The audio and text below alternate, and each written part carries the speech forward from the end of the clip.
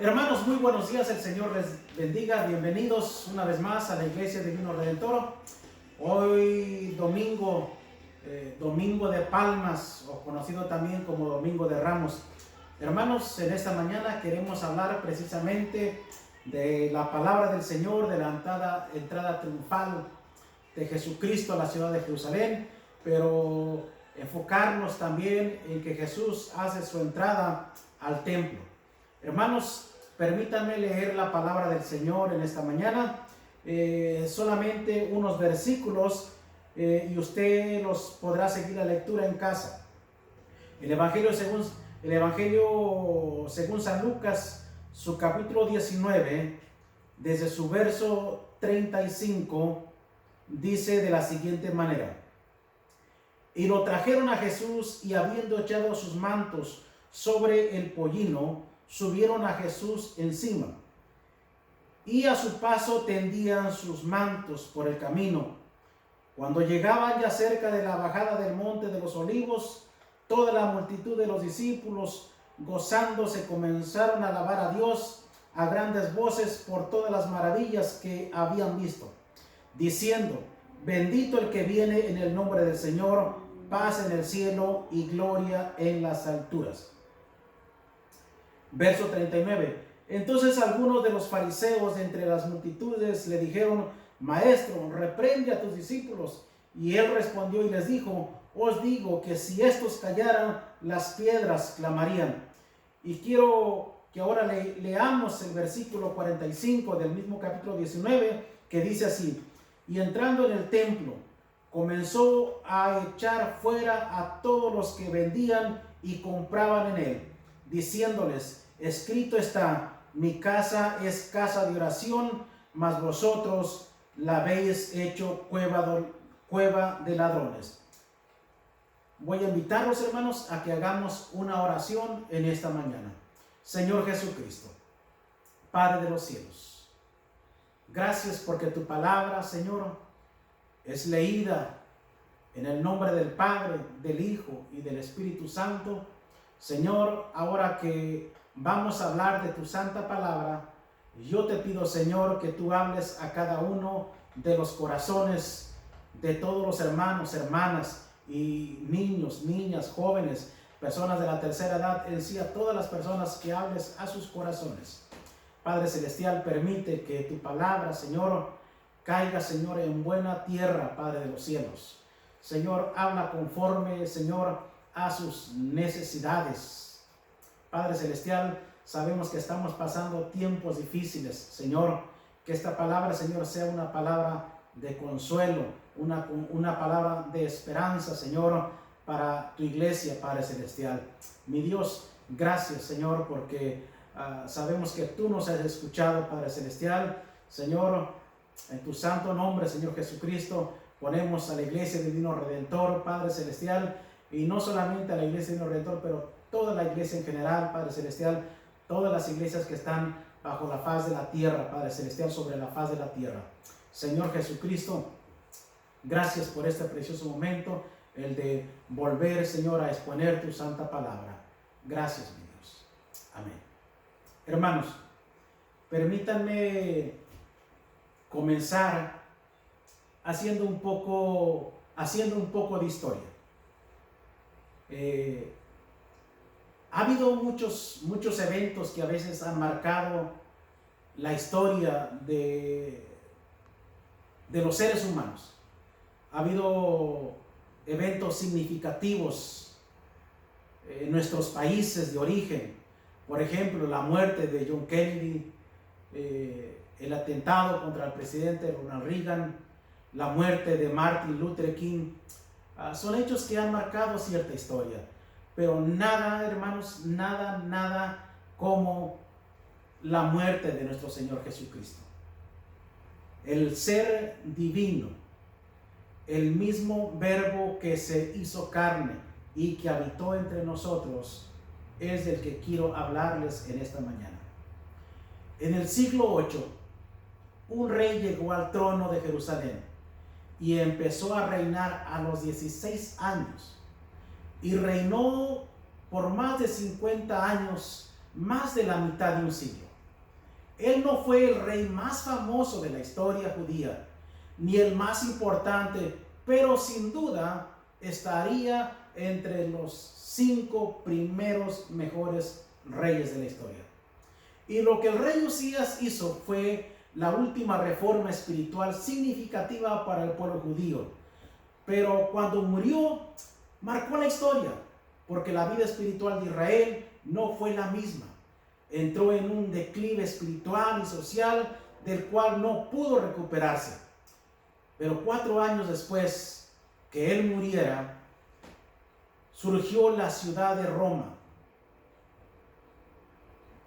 Esta ciudad, hubo un cambio con el surgimiento de esta ciudad. Un cambio cultural, un cambio social. Fue un cambio que hubo en la ciudad. Pero en medio de las luchas de esta nación judía, Dios llamó a un hombre a la sagrada vocación, el profeta Isaías. Algunos le llamaron el mayor profeta de la historia del Antiguo Testamento. Isaías era un estadista por derecho propio que dialogó con varios reyes. Él fue el que dijo un día en el futuro, una virgen dará a luz a un hijo y llamará su nombre Emmanuel, que traducido es Dios con nosotros. También Zacarías lo dijo en el Antiguo Testamento, Zacarías 9:9, él dijo: Jerusalén, da gritos de júbilo, porque he aquí tu rey viene. Ahora Jesús hace su entrada a Jerusalén. De esto que profetizó Isaías, de esto que profetizó Zacarías, es precisamente de lo que estamos hablando, de la entrada de Jesús a Jerusalén.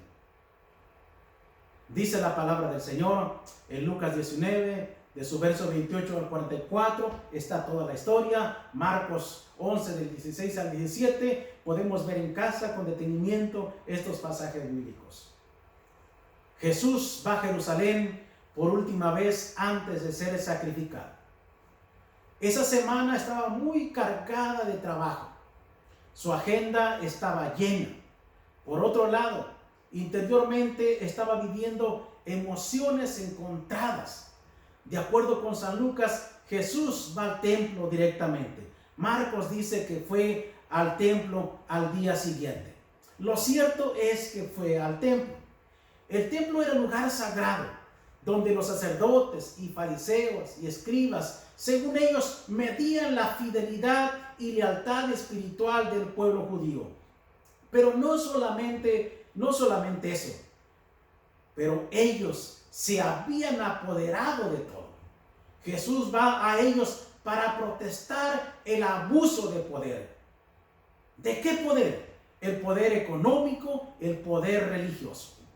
Jesús entró en el templo y protestó tomando un látigo en la mano. Su protesta la podemos ver por lo menos en 3 áreas. Primero, su protesta fue en contra de la extorsión económica. Repito, primero, su protesta de Jesús fue en contra de la extorsión económica, porque ellos estaban ofendiendo a Dios en su propia casa, que es el templo. Su extorsión era en contra de todos los que venían de lejos a adorar a Dios, ofreciendo sus sacrificios, y abusaban del precio de los animales. Lógicamente, entre estos estaban los pobres y las viudas y los desamparados. Como dice Deuteronomio 10, del 17 al 19, habla de no abusar de ellos. La acción de Jesús es un acto simbólico y profético en contra de la familia de los saduceos, especialmente de Anás, quien se estaba haciendo rico a costa del abuso de los turistas que viajaban en tiempos de Pascua. Por ejemplo, en el intercambio de moneda, en venderles animales que debían de ser sacrificados. Lógico que lo que ellos vendían, según eran los más puros y apropiados para el sacrificio, puesto que tenían la aprobación de los sacerdotes, y esto era una gran injusticia por parte de ellos. Punto número 2. Jesús protesta en contra de su sentido nacionalista. Marcos 11:17 dice de la siguiente manera: ¿no está escrito, mi casa será llamada casa de oración para todas las naciones, pero ustedes la han convertido en cueva de ladrones? Ellos tenían presente que el templo era para los judíos, pero sin olvidar que allí deberían de proclamar el conocimiento de Dios a todas las naciones. Esta histórica misión se les había olvidado, según Marcos 11:17. La indignación de Jesús fue en ver la actitud hacia los gentiles. El lugar que era utilizado por los rabíes y por los escribas para enseñar a los gentiles, lo habían convertido nada menos que en una cueva de ladrones. Tercero, Jesús protesta en contra de la irreverencia. Marcos 11:16. Jesús, constreñido contra su actitud, dice la Escritura que no consentía que nadie atravesara el templo con utensilios algunos. Pero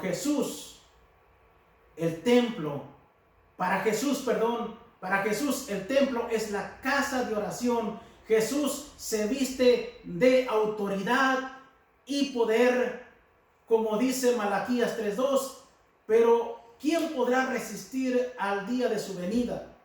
¿Quién podrá entonces permanecer de pie? Pues llegará como un fuego purificador, será como un jabón que quita el mal de las manchas de nuestra alma. El templo era para todas las naciones y no para una nación en particular. El sacerdocio se había apoderado del poder religioso. Alguien dijo que el hombre en su libertad es capaz de atentar aún en contra de la institución, de lo instituido por Dios.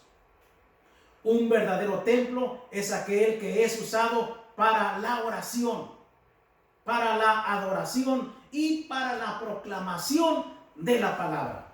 Ahora, nosotros creemos que el templo es el grupo de adoradores redimidos con la sangre de Jesucristo, el Hijo de Dios. Los judíos llegaron a pisotear lo que era de Dios y su enseñanza. Dios se enojó tanto que dijo que no quedaría piedra sobre piedra que no fuera derribada. El apóstol Pablo hace una analogía de esta situación y dijo en 1 Corintios 3, 16 y 17: ¿no sabéis que sois templo de Dios y que el Espíritu de Dios mora en vosotros? Si alguno destruye el templo de Dios, Dios lo destruirá a él, porque el templo de Dios, el cual sois vosotros, dice la palabra del Señor. Jesús, como Rey y Salvador, no está de acuerdo en que nosotros extorsionemos a nadie, mucho menos al débil, al pobre, al huérfano, a la viuda desamparada o al extranjero. El templo o morada del Espíritu que somos todos nosotros, debemos ser inclusivos y no exclusivos, hospitalarios en nuestros corazones para todo aquel que venga a Jesús, porque es más importante, es la puerta de nuestros corazones que la del mismo templo o edificio. Como Rey, espera respeto, reverencia en su casa o donde quiera que estemos. Él espera que alabemos y le rindamos adoración. Hermanos, si Jesús ya está en tu corazón, sin duda Él ya te limpió y Él está sentado reinando en tu vida. Por favor, prestemos oído a las palabras del Espíritu Santo, hablando a nuestras vidas. Oigamos sobre qué áreas de nuestra vida el Señor está protestando. Quizás hemos estado haciendo sacrilegio. Usted dirá, ¿de qué manera? Cuando tomamos lo que le corresponde a Él y lo usamos en nuestros propios placeres o necesidades. No debe de haber en nosotros un espíritu nacionalista que levante barreras entre el pueblo de Dios, porque somos morada del Espíritu Santo.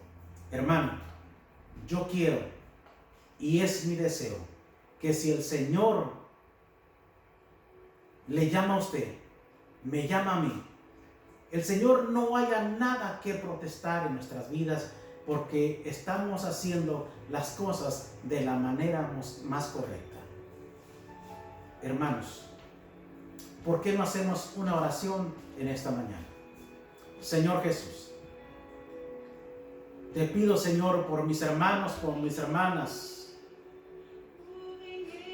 que están en casa, Señor, escuchando tu santa palabra. Por todos aquellos, Señor, que se están conectando, Padre de los cielos. Señor, ven a sus corazones, Padre celestial, y examina nuestras vidas. Si hay algo que protestas de nuestra forma de vivir, nuestra forma de conducirnos, te pedimos perdón, Señor.